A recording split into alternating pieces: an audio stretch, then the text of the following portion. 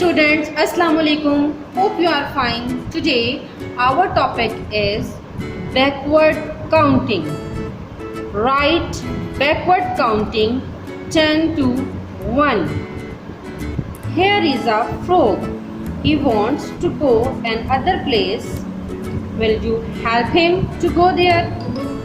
Some numbers are missing and this is backward counting.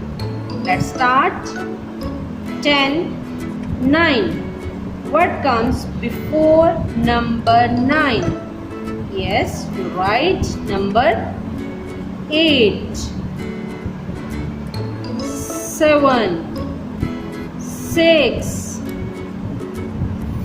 5, 4, 3, 2, 1.